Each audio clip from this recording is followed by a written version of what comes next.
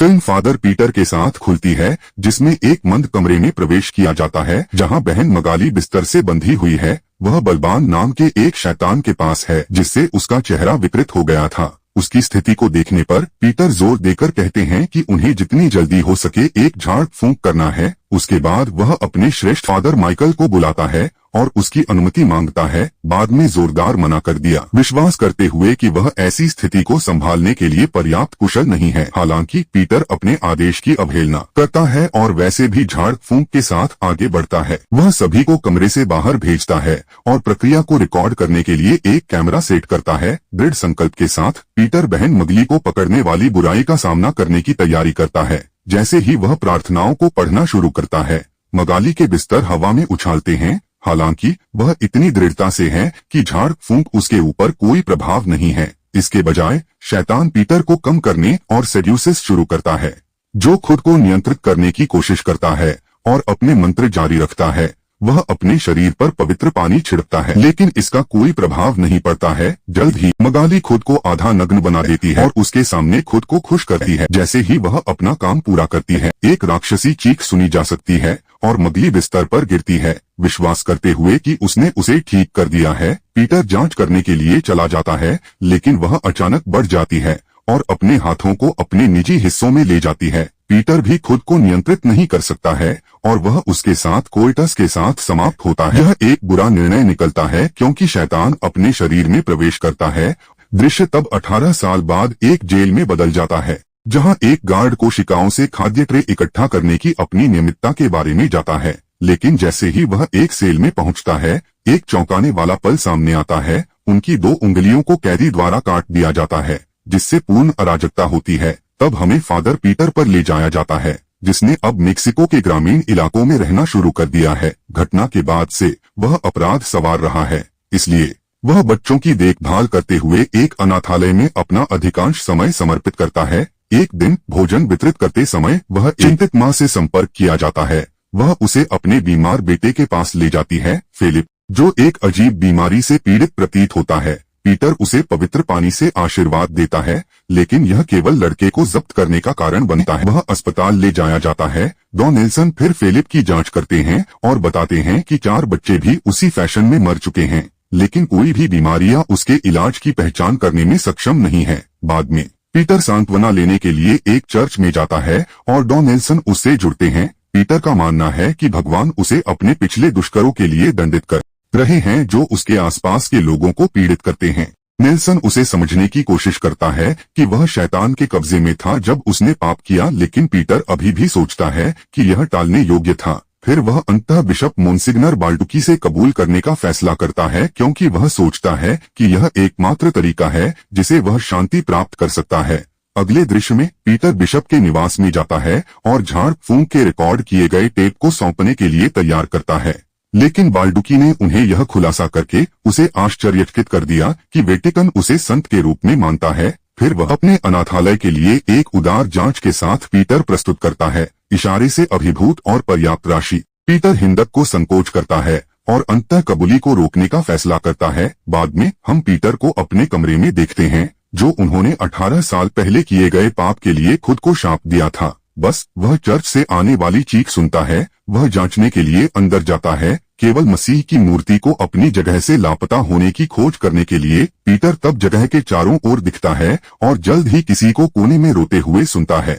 जब वह व्यक्ति के पास पहुंचता है तो वह यीशु मसीह के राक्षसी रूप को खोजने के लिए चौंक गया है। यह अचानक उस पर हमला शुरू करता है और यह तब होता है जब पीटर झटका अपने दुःस्वप्न से जागता है। इसके तुरंत बाद एक जेल अधिकारी उसे बुलाता है और बताता है कि उनके कैदियों में से एक बहुत अजीब अभिनय कर रहा है। यह पीटर से संबंधित है, इसलिए वह तुरंत जेल में भाग जाता है। सेल में प्रवेश करने पर लड़की का नाम एस्परेंजा है और वह पहले से ही एक अधिकारी को मार दिया है। जब पीटर उसका चेहरा देखता है तो उसे पता चलता है कि वह बीमार नहीं है। पागल लड़की तब एक उत्तेजक तरीके से बोलना शुरू कर देती है, जैसे मगली की तरह 18 साल पहले किया था। इसका मतलब है कि वह बलबन के अलावा किसी और के पास नहीं है। बाद में एस्परेंजा की मां वहां आती है और वह खुद को मगाली होने के लिए प्रकट करती है। उसके बाद वह एक बमबारी छोड़ देती है। सेल के अंदर पागल लड़की पीटर की बेटी भी है।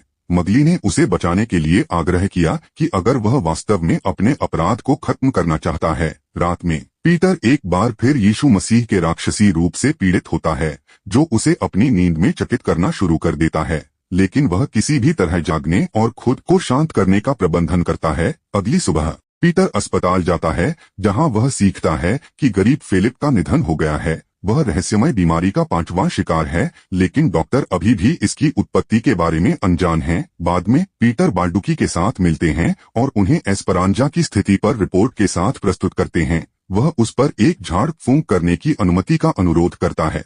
बल्दुची न केवल हाँ कहती है, लेकिन एक और पुजारी को भी बुलाता है ताकि वे राक्षस से छुटकारा पा सकें। दृश्य तब फादर माइकल को काटता है, जो एस्परांजा के बहिष्कार में सहायता के लिए मेक्सिको में पहुंचे हैं। यह पता चला है कि वह दुनिया में सबसे अच्छे एग्जर्सिस्ट्स में से एक है और एकमात्र व्यक्ति जो पहले बलबन को हराया। उस रात पीटर अब अपराध नहीं कर सकता है, इसलिए वह मगाली के झाड़ फूंक की टेप रिकॉर्डिंग को जलाता है। एक फ्लैशबैक के माध्यम से हम सीखते हैं कि घटना के दौरान वह वास्तव में बलबन के पास था। उन्हें मगाली के साथ कोर्टस रखने के लिए मजबूर होना पड़ा और उसे संभाला, लेकिन पीटर किसी भी तरह से भगवान के नाम का जप करके दानव से छुटकारा पाने में कामयाब रहा। वर्तमान में वह फादर माइकल में विश्वास करता है कि वह यीशु मसीह का राक्षसी संस्करण कैसे देख रहा है। कोई फर्क नहीं पड़ता कि वह भागने की कितनी भी कोशिश करता है, वह बस नहीं कर सकता। यह सुनकर फादर माइकल को संदेह है कि बलवान उसे रखने की कोशिश कर रहा है। चर्च के अंदर कैमिला नाम का एक नन मां मैरी से प्रार्थना कर रहा है।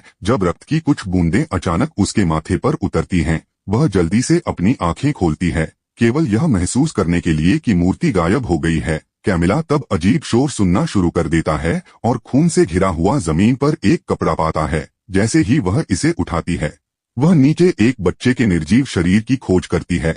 यह उसे बाहर कर देता है और वह मदद के लिए चिल्लाना शुरू कर देता है। इस समय फिर वह गरीब नन को अंधेरे में खींचती है, उसे भी भ्रष्ट करती है।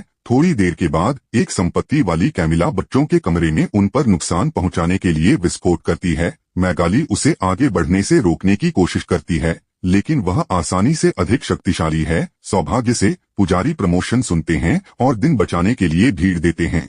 वे जल्दी से अपने दिव्य कौशल को काम करने के लिए तैयार करते हैं और किसी भी तरह से कैंपन के शरीर से राक्षस को बाहर निकालने के लिए प्रबंधन करते हैं। अगले दृश्य में माइकल और पीटर जेल की यात्रा करते हैं और एस्पेरांजा का सामना करते हैं। वे उसे बातचीत में संलग्न करने की कोशिश करते हैं ताकि वे दानव के बारे में और जान सकें। हालांकि एस्पेरांजा केवल फादर पीटर के साथ गंदे बात करने में रुचि रखते हैं। दो पुजारी तब उसे नीचे ले जाने के लिए अपनी संयुक्त प्रार्थनाओं का उपयोग करते हैं, लेकिन यह केवल एस्पेरांजा को रिलेट्स। वह अपनी श्रृंखलाओं से मुक्त हो जाती है और फादर माइकल पर हमला शुरू करती है, जो उसके कान को काटती है।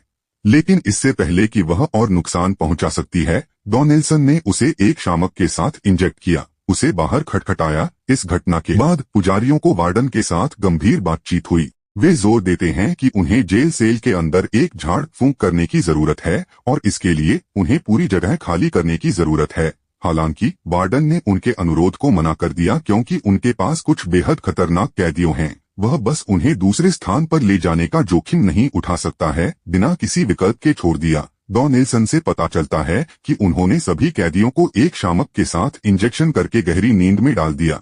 विचार अपरंपरागत है, लेकिन यह एकमात्र ऐसा है जो अभी उनके पास है, इसलिए याजक सहमत हैं। वे अगली सुबह काम करने के लिए मिलते हैं और डॉन नेल्सन कैदियों की चेतना को प्रस्तुत करने के लिए सेल में जाता है। हालांकि उनमें से एक चतुराई से चाबियां चुरा लेने और उन्हें अपने बिस्तर में छिपाने का प्रबंधन करता है। इसके बाद दोनों झाड़ फूंक शुरू करने के लिए एस्पेरांजा के सेल में प्रवेश करते हैं, लेकिन चौंकाने वाला उसे याद आ रहा है कहीं और। डॉन नेल्सन यह जानकर चौंक गए कि सभी जेल कोशिकाओं को अनलॉक कर दिया गया है। इससे पहले कि वह अपने सहयोगियों को इसकी रिपोर्ट कर सके, उसे अचानक एक संपत्ति वाली लड़की ने हमला किया। इसके कुछ ही समय बाद पुजारी उन्हें एक घायल राज्य में कई अधिकारियों से घिरा हुआ है। वे राक्षसों को खत्म करने के लिए अपने मंत्रों को पढ़ने का प्रयास करते हैं, लेकिन ऐसा कोई प्रभाव नहीं पड़ता है।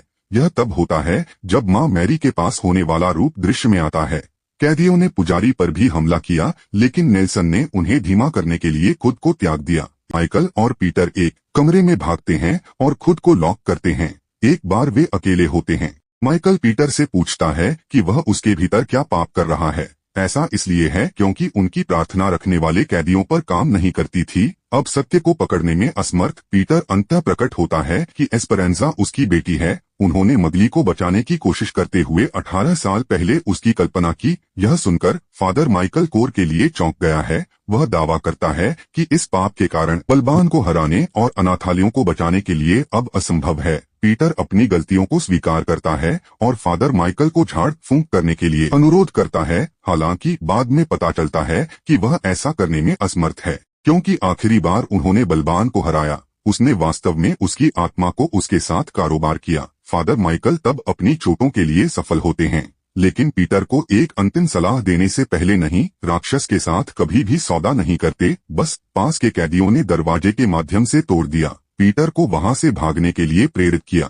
वह खुद को दूसरे कमरे में लॉक करता है और अंततः 18 साल पहले किए गए पाप को स्वीकार करने का फैसला करता है। खुद को रिकॉर्ड करने के बाद वह वीडियो को बाल्डुकी में भेजता है। पीटर तब नवीनीकृत दृढ़ संकल्प के साथ कमरे से बाहर आता है और कैदियों का सामना करता है। ऐसा लगता है कि वह पहले से मजबूत हो गया है और उनकी प्रार्थनाएं सफलतापूर्वक राक्षसों को कम करती हैं। राक्षसी यीशु तब अंतिम मालिक के रूप में दिखाई देता है, लेकिन पीटर उसे भी नीचे ले जाने का प्रबंधन करता है। बस जब ऐसा लगता है कि वह विजयी उभरने जा रहा है, तो एक कैदी उसे पीछे से हमला करता है और उसे बाहर कर देता है। जब पीटर अपनी इंद्रियों में आता है, तो वह खुद को राक्षसों से घिरे कुर्सी से बांधता है। तब बलबान उसके ऊपर एक रिवर्स झाड़ फूंक प्रदर्शन करता है, जिसका लक्ष्य भगवान को निकालने के उद्देश्य से। इससे उसे दर्द होता है, लेकिन वह आशा खो देता है और अपनी पवित्र प्रार्थनाओं को पढ़ना शुरू कर देता है। नतीजतन बलबान वापस आ गया है और उसके झाड़ फूंक बेकार है। इस बीच अनाथालय के अंदर सभी बच्चे अचानक विश्वास करना शुरू कर देते हैं। कैमिला उन्हें शांत करने की कोशिश करती है, लेकिन उसके प्रयास फलहीन हैं। बस फिर माँ मैरी का राक्षसी रूप आता है और उसे हमला करता है। जेल में वापस पीटर की पवित्र प्रार्थनाएं अंततः बलबन को हराने के लिए प्रबंधन करती हैं। एक अंतिम उपाय के रूप में वह एक सौदा प्रस्तावित करती है। यदि पीटर अपने शरीर से भगवान को बाहर निकालता है, तो वह एस्परांजा और अन्य सभी बच्चों को छोड़ देगी, लेकिन अगर वह अनुपालन नहीं करता है, तो वह उन्हें दिल की धड़कन में खत्म कर देगी। पीटर थोड़ी देर के लिए सोचता है, लेकिन वह अपने पापों के लिए प्रायश्चित करने के लिए दृढ़ है। इसलिए वह माइकल की पिछली चेतावनी को अनदेखा करते हुए अपने प्रस्ताव को स्वीकार करता है। जैसे ही वह ऐसा करता है, एस्परांजा बेहोश हो जाता है और अनाथालय में बच्चे अपनी इंद्रियों में आते हैं। इस घटना के बाद फादर पीटर को मीडिया द्वारा संत के रूप में सम्मानित किया गया है, क्योंकि उन्होंने 112 बच्चों के जीवन को बचाया। बिशप बल्दुची भी अपनी सफलता पर उन्हें बधाई देने के लिए आता है, जबकि दो बात निजी रूप से बल्दुकी बताती है कि उन्होंने वीडियो को हटा दिया और पीटर की कबूली अब एक पवित्र मुहर से बंधी हुई है। उसके बाद वह पीटर से पूछता है कि क्या वह वेटिकन में एक परामर्शदाता के रूप में काम करना चाहते हैं, जिसके लिए बाद में खुशी से सहमत हैं। इस समय यह पता चला है कि पीटर वास्तव में बलबन और बिशप के नियंत्रण में है। अब वह सिर्फ एक शहर बल्कि पूरी दुनिया को लेने के लिए दृढ़ संकल्पित है।